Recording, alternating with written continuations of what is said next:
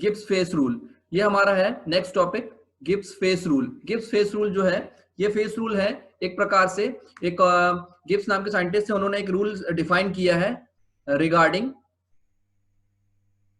Number of faces किसी एक alloy system की बात अगर हम करते हैं, एलॉइंग सिस्टम की बात करते हैं, जिसमें भी हम एलॉय जनरेट करते हैं, एलॉय सिस्टम की बात करते हैं, तो उसमें एक उन्होंने एक रूल जनरेट करके बताया है, जो कि उन्होंने डिफाइन किया है, P is equal to number of phase plus F number of degree of freedom,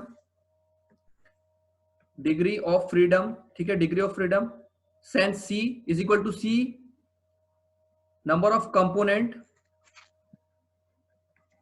plus 2। ये उन्होंने एक फॉर्मूला डिराइव करके बताया है, और इस फॉर्मूले के थ्रू हम क्या करते हैं, डिग्री ऑफ फ्रीडम को कैलकुलेट करते हैं गिब्स फेस रूल के यूज करते हुए। तो क्या होता है, ये गिब्स फेस रूल को गिब्स फेस रूल भी कहा जाता है। अगर आपसे क्वेश्चन पूछा जाता है फेस रूल क्या है, तो वो गिब्स फेस रूल ही होता है। कई बार आपको घुमा के थोड़ा सा पूछते हैं क्वेश्चन, तो गिब्स फेस रूल पूछे या फेस रूल पूछे, दोनों एक ही चीज है, सेम चीज है, ठीक है। ये एक रिलेशनशिप है किसके बीच में, F जो कि number of degree of freedom है, ये मैं भी आपको बताऊंगा, C the number of components, कितने कंपोनेंट्स हैं, हमने जैसे देखा था A और B हो गया, हम दो कंपोनेंट्स को मिला करके एलॉय बनाते हैं, तीन को मिला के बनाते हैं, या मल्टीपल जितने भी आप, जैसे आपका हमने पढ़ा था यूनरी में एक होता है कंपोनेंट, बाइनरी में दो कंपोनेंट्स होते हैं, ठीक है, टर्नरी में तीन कंपोनेंट होते हैं। तो इस तरह से ये क्या है, नंबर ऑफ कंपोनेंट है C, ठीक है। Next point P the number of faces की बात करेंगे, सॉलिड हो गया, लिक्विड हो गया, सॉलिड प्लस लिक्विड, कितने तरह के फेस उसमें आते हैं, ये कहलाते हैं नंबर ऑफ फेसेस। और इन सबको मिला करके उन्होंने एक फॉर्मूला दिखाया है, इस फॉर्मूले में जो है ये तीनों चीजें अवेलेबल हैं, या इससे मिला करके बनाया। तो ये है नंबर ऑफ फेसेस, कितने अवेलेबल है हमारे पास, सॉलिड हो गया, लिक्विड हो गया, सॉलिड प्लस लिक्विड का मिक्सचर हो गया, ठीक है। Number of degree of freedom, अभी number of degree of freedom का मतलब होता है कि हम कितने पैरामीटर को कंसिडर करते हैं जब हम किसी सॉलिडिफिकेशन की बात करते हैं। यहाँ पे प्रेशर होता है, टेम्परेचर होता है, ठीक है, इस तरह के बहुत सारे फैक्टर होते हैं। और कंपोजिशन मतलब कितने परसेंटेज में हम क्या चीज मिला रहे हैं। जैसे अभी आपने लास्ट क्लासेस में भी हमने देखा था कि जब हम क्या करते हैं, परसेंटेज जो है ए और बी का परसेंटेज को वेरी करते जाते हैं, तो कूलिंग कर्व्स चेंज होते जाते हैं, और उसी कूलिंग कर्व्स को हम मल्टीपल टाइम्स वेरिएशन करते जाते हैं कंपोजिशन का, तो उससे हमको फेज डायग्राम मिलता है, ठीक है। यही है आपके number of degree of freedom, ये इसको निकाला जाता है। फिर नंबर ऑफ कंपोनेंट्स, कितने कंपोनेंट्स हमने मिलाए हैं, ए है, बी है, ठीक है, कॉपर निकल है, बिस्मथ एंटीमनी है, इस तरह से हमने बहुत सारे एलॉय जनरेट करते हैं, बनाने की कोशिश करते हैं। Where P is the number of phases, यहाँ पे लिखा सॉलिड, लिक्विड एंड गैसेस बोलते हैं, लेकिन गैसेस जो होता है वो हम कंसिडर नहीं करते, क्योंकि प्रेशर जो है गैस जो लिक्विड होता है वो कभी गैस फेस पे नहीं जाता है, ठीक है। F is the number of degree of freedom और the number of physical variable such as pressure, temperature and concentration. तो आपका जो एफ है वो क्या है, ये वेरिएबल्स हैं। आपका प्रेशर रहेगा कि कितना प्रेशर रहेगा, कितना टेम्परेचर रहेगा, कितना कॉन्सेंट्रेशन रहेगा, ये सारी चीजें किसके अंदर आ जाती है, एफ के अंदर आती है। It can be independently change without altering the equilibrium. इसका मतलब ये है, ये जो जितने भी वेरिएबल दिख रहे हैं आपको, इसको हम चेंज कर सकते हैं, ठीक है। ये अलग अलग हो सकते हैं, हो सकते हैं कम हो जाए या ज्यादा हो जाए, लेकिन इक्विलिब्रियम जो रहेगा वो वैसा का वैसा ही बना रहेगा। ऑल्टरिंग, विदाउट ऑल्टरिंग का मतलब होता है विदाउट चेंजिंग, ऑल्टरिंग का मतलब होता है चेंज करना, ठीक है। ये होता है विदाउट ऑल्टरिंग, किसी तरह से कोई चेंजेस नहीं आएंगे। It means without causing disappearance of the phase और the formation of new phase. का मतलब ये इक्विलिब्रियम जब रहेगा तो वहां पे कैसा होगा, कोई भी फेस जो है वो कैसा मूव नहीं करेगा या फिर हटेगा नहीं वहां से, और ना ही कोई न्यू फेस जनरेट होगा। तो ये सारी चीजें, इतने फैक्टर्स को इसमें देखा जाता है, गिब्स फेस रूल, इसको डिफाइन किया जाता है ऐसे। अब इसको देखिए आगे, एक एग्जांपल यहाँ पे लिखा हुआ है, बिस्मथ और एंटीमनी जो है, इन दोनों का अगर एलॉय बनाते हैं हम, बिस्मथ एंटीमनी, ये दो मेटल का अगर एलॉय जनरेट करते हैं, तो एलॉय में हम कैसे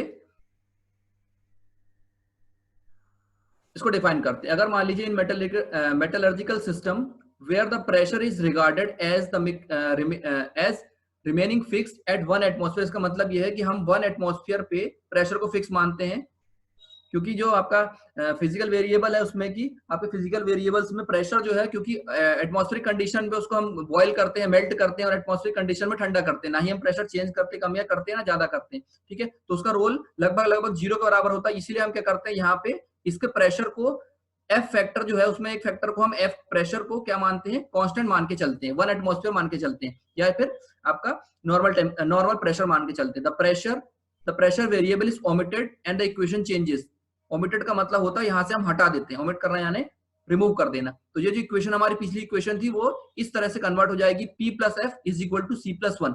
ठीक है, अब इसी इक्वेशन को रीअरेंज कर देंगे हम डिग्री ऑफ फ्रीडम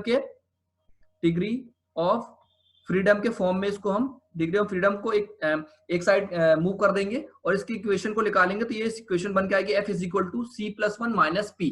अब इसमें देखिए, since the degree of freedom can not be zero, can not be less than zero, इसका मतलब यह है कि डिग्री ऑफ फ्रीडम जो है वो कभी भी जीरो से कम नहीं होगी। क्यों? क्योंकि डिग्री ऑफ फ्रीडम क्या है? पैरामीटर्स है, प्रेशर हो गया, टेम्परेचर हो गया, ठीक है, कॉन्सेंट्रेशन हो गया, ये जो सारे पैरामीटर्स हैं ये कभी भी जीरो से कम इसलिए नहीं होंगे क्योंकि कोई ना कोई पैरामीटर तो होगा ना। जब हम सॉलिडिफिकेशन करेंगे, कास्टिंग करेंगे या मेल्टिंग करेंगे या फिर हम किसी तरह का कोई एलॉय बनाएंगे, तो कोई ना कोई पैरामीटर या कंसीडर हमें करना ही पड़ेगा। तो ये जो है ये कभी भी जीरो से कम नहीं हो सकते, 1 से कम नहीं हो सकते। तो इसको इक्वेशन को फिर से रीअरेंज किया गया, यहाँ पे लिखा गया एफ, जो ये एफ था इसको हमने क्या कर दिया इक्वेशन में चेंज करके, यहाँ से इक्वेशन ऐसी बना दी, C plus 1 minus P is greater than equal to zero, ये जीरो से ज्यादा ही होंगे या जीरो के बराबर होंगे। ठीक है, और उसके अलावा P जो है P is less than is equal to C plus 1। इसको इक्वेशन को फिर से रीअरेंज करके ये इक्वेशन फाइनल इक्वेशन बन के आई। तो इससे हमको ये चीज पता चली कि it means the number of phases P is less than equal to C plus 1। तो नंबर ऑफ फेसेस, ये है number of phases in a system can not exceeds the number of component plus 1। इसका मतलब ये है, ये जो रहेगा नंबर ऑफ कंपोनेंट और नंबर ऑफ कंपोनेंट प्लस 1 से ज्यादा कभी भी ये नहीं होगा, इससे कम ही रहेगा। तो यहाँ पे देखिए लिखा हुआ है it means the number of phases, कितने फेस रहेंगे, जैसे मान लीजिए आपका नंबर ऑफ कंपोनेंट 2 है, 2 कंपोनेंट को मिलकर के हमने बनाया 2 प्लस 1 कितना हो गया, 3 हो गया। तो इसका मतलब ये है फेस कितने आएंगे, 3 आएंगे। अगर 2 कंपोनेंट हैं हमारे सिस्टम में या आपके अलॉइंग सिस्टम में 2 कंपोनेंट्स हैं, तो उसमें क्या होगा, नंबर ऑफ फेस कितने बनेंगे, 3 फेसेस बनेंगे। जैसे कि हम बात करते हैं, पहले हमने पढ़ा था बिस्मथ एंटीमनी का हमने पढ़ा था, या कॉपर निकल का हमने पढ़ा था अलॉय, तो उसमें आपने देखा होगा कि कैसे 3 फेस बनते, 2 कंपोनेंट थे, ठीक है, कॉपर हो गया, निकल हो गया, इसका अलॉय देखा हमने। तो इसमें कितने कितने फेस बने थे, फेस कितने बने थे, 3 फेस बने थे। ऊपर लिक्विड फेस था, उसके नीचे सॉलिड प्लस लिक्विड था, और उसके नीचे जस्ट नीचे लिक्विड था। तो आपने देखा कि 2 कंपोनेंट होंगे तो आपके जो फेस बनेंगे वो 3 बनेंगे, नंबर 3 बनेंगे। तो इस इक्वेशन से वो जस्टिफाई होती है वो बात, ठीक है। इसके बाद देखिए नेक्स्ट, गिब्स फेस रूल को क्या करते हैं हम समझते हैं इस डायग्राम से। ये जो आपका दिखा हुआ है अलॉइंग सिस्टम, बिस्मथ एंटीमनी का जो एलॉय है, इस अलॉइंग सिस्टम से आप इसको समझ सकते हो। ये डायग्राम हमने पहले भी देख चुके हैं। यहाँ पे ये आपको दिख रहा है, ये टेम्परेचर स्केल है, ये आपका कंपोजिशन वाली स्केल है, ठीक है, ये टेम्परेचर की स्केल है, ये डिग्री फ़ारेनहाइट में, ठीक है। अब क्या होता है, जैसे ही हम क्या करते हैं, यहाँ पे 3 चीजें होती, यहाँ पे ऊपर वाला जो आपने देख रहा है ये लिक्विड फेस है, कहां तक लिक्विड फेस है, ये जो लाइन दिख रही है हमारी लिक्विडस लाइन, ये जो लिक्विडस लाइन है, इस लाइन के ऊपर, लिक्विडस लाइन के ऊपर सारा ये जितना भी दिख रहा है ये सारा चीज लिक्विड फेस में है। उसके बाद ये जो लाइन दिख रही है सॉलिडस लाइन, ये जो सॉलिडस लाइन है ये डिफाइन करती है कि इसके नीचे यहाँ पे जितना भी ये मैटर है ये सारा किस स्टेट में है, सॉलिड फेस में है, ठीक है, सॉलिड फेस में अवेलेबल है। और इसके बीच में जो मैटर है वो ये जो आई शेप का दिख रहा है, इसके बीच में जो मैटर है वो सॉलिड और लिक्विड के कॉम्बिनेशन है, ठीक है। अब इसमें हम कैसे डिग्री ऑफ फ्रीडम कैलकुलेट करते हैं, यहाँ पे देखिए, ये इस एग्जांपल से समझिए।